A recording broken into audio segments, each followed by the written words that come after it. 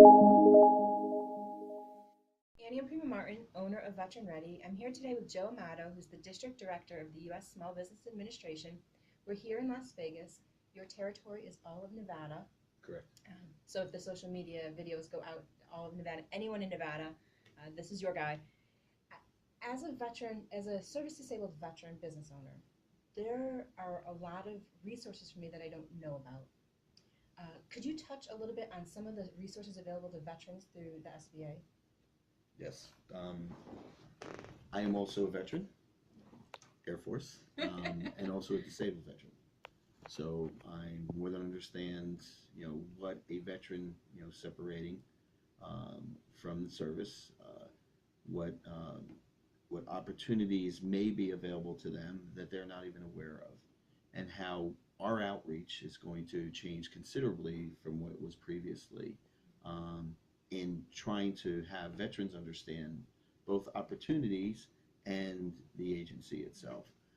Recently, we just extended ourselves to a full-on assault on Nellis Air Force Base, because we felt that although we were doing things that were helping military members in their preparation to become veterans as they separated, we believed that we needed to arm them with all the ammunition that the SBA could afford them, as well as other government agencies. So in that being the case, my mission has been from the beginning is, as a veteran, as someone who has owned a business for over 25 years as a veteran-owned business, those opportunities need to be brought to light. There are programs within our training area that are specific to veterans. We have a program that I've inherited that was here before called Boots to Business, Sure. that is taught both outside of in this case, outside of the Air Force Base and outside of Fallon, which is our two major military installations in the state. And it's also taught what I would call on campus or on base. The idea here is to basically prepare military, who are aspiring entrepreneurs or would like to think about getting into business, with information and ammunition to make that decision.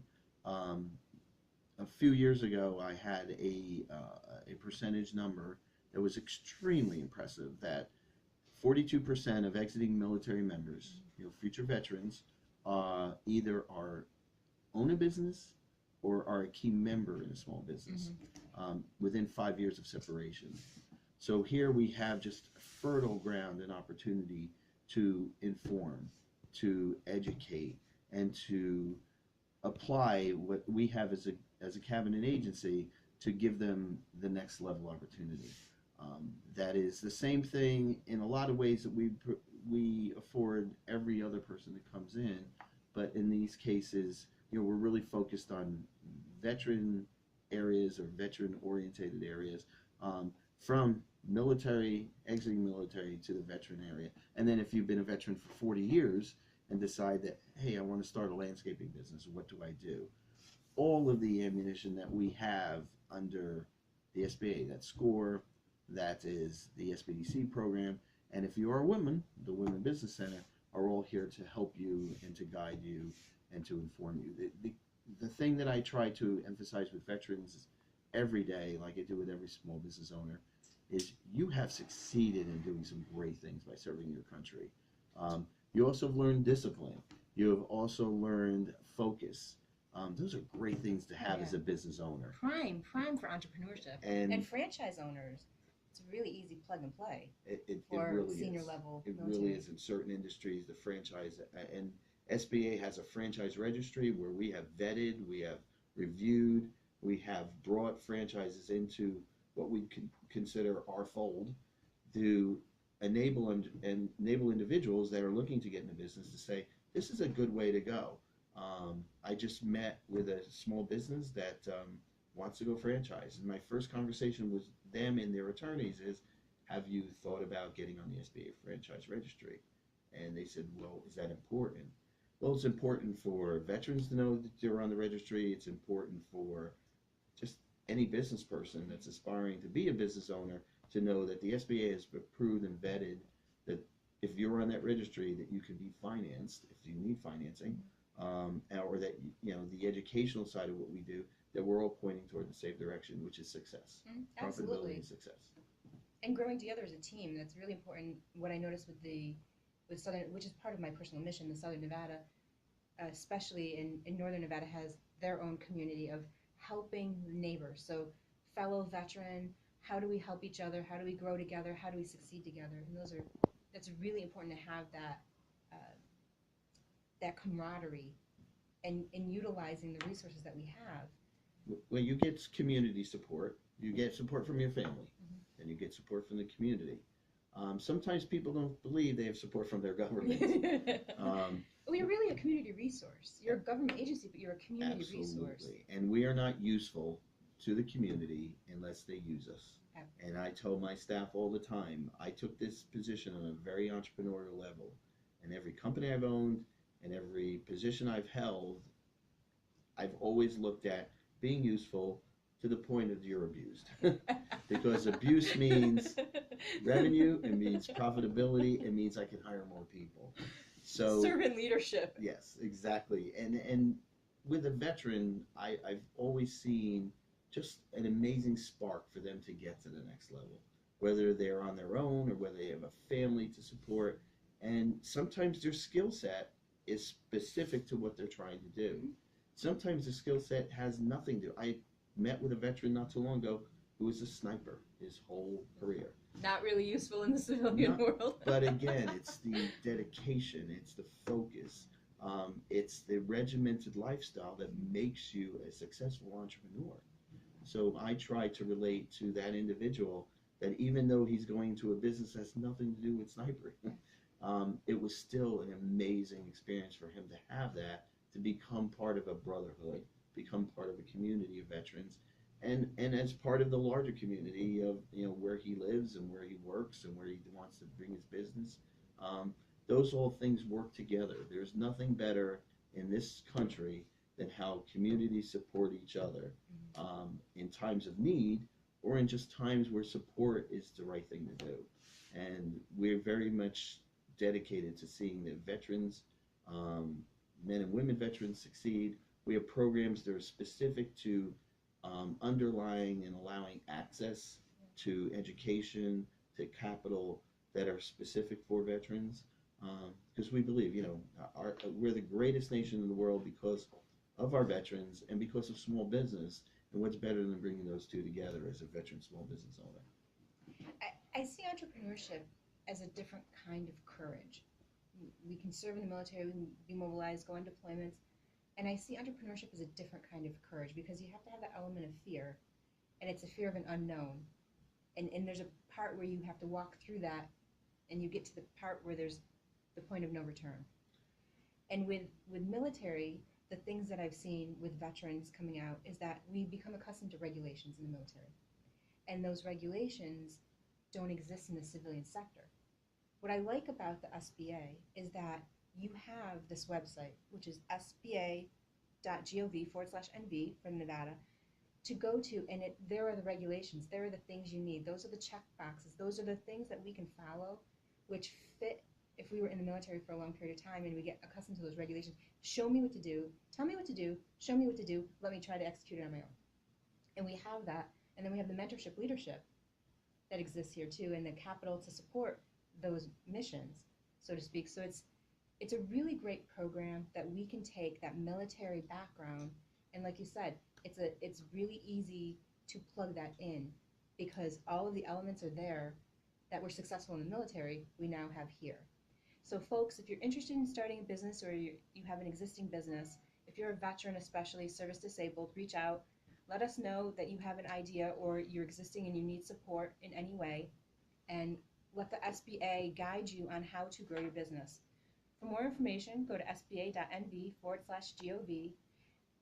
And Joe, what other things for veterans? What is one of your visions that you'd like to achieve in the next year for veterans? One of the things that we just completed, my goal right now, my mission is outreach. Making SBA relevant in the lives of anyone in business, thinking about being in business, And we particularly pursued the veteran angle by looking at exiting military people. The CTAPs, the ETAPs programs at Nellis, and the folks discharging and transitioning here. Exactly. And we had a very spirited conversation not too long ago with the people from Nellis, who really did, they themselves didn't know what the SBA was. And we asked to be part of their job fair. This is for exiting members, and it was a great conversation, and ended up with them understanding who we were, understanding the 5-year analysis assessment that as an exiting member of the military, you're going to be involved in small business somewhere, either as an owner, as a key manager, because of your skills that you developed in your maturity you developed while in the military.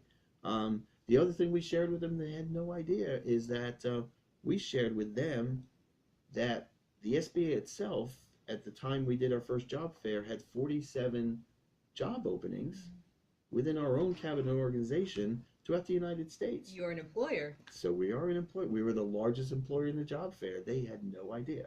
And we not only shared them the SBA story, but my staff who was there, they actually showed these members that are soon to be veterans, not only the SBA as a possible job employer, but we showed them through USA Jobs that there are thousands of jobs available.